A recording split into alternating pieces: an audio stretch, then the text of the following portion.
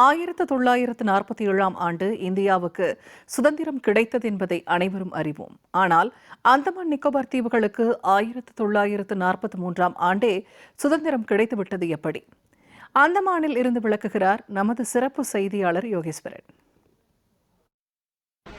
இந்தியாவுக்கு பிரிட்டிஷ்காரவங்க எப்ப சுதந்திரம் கொடுத்தாங்க அப்படின்னு ஒரு கேள்வி கேட்டா 1947 ஆகஸ்ட் 15 அப்படின்றது இந்தியர்கள் அனைவருடைய மனதிலும் ஆழமாக பதிஞ்சிருக்கும்.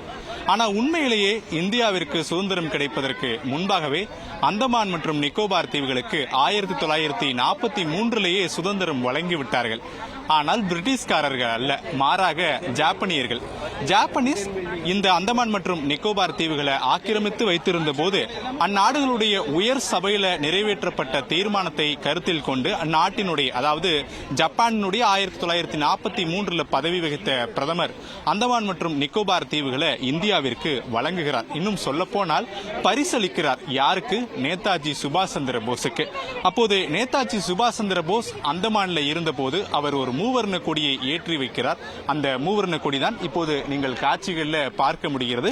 இப்போதைய அரசாங்கம் கிட்டத்தட்ட 100 அடி உயர கொடிக்கம்பம் அமைத்து அந்த 100 அடி உயர கொடிக்கம்பத்தில் மூவர்ண கொடியை பட்டொலி வீசி பறக்க விட்டிருக்கிறது. இது 1943 மார்ச் மாதம் நேதாஜி சுபாஷ் சந்திர போஸால் இந்த இடத்துல ஏற்றப்பட்ட கொடி. அது இப்போதும் பட்டொலி வீசி பறந்து கொண்டிருக்கிறது.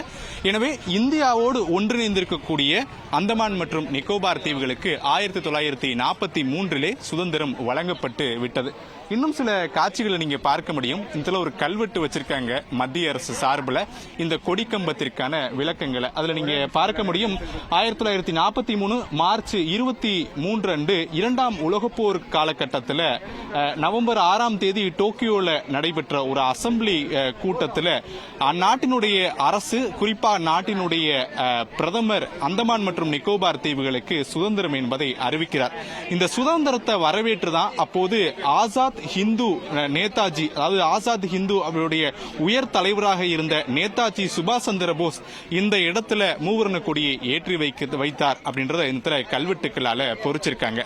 எனவே இந்தியாவிற்கு சுதந்திரம் கிடைத்தது 1947 ஆகஸ்ட் 15 என்றாலும் கூட அந்தமான் மற்றும் நிக்கோபார் தீவுகளுக்கு ஜப்பானியர்கள் சுதந்திரம் வழங்கியிருக்கிறார்கள் நவம்பர் 6ஆம் தேதி, குறிப்பாக 1943. 5 வருடங்களுக்கு முன்பாகவே அந்தமான் மற்றும் நிக்கோபார் தீவுகளுக்கு சுதந்திரம் என்பது வழங்கப்பட்டிருக்கிறது.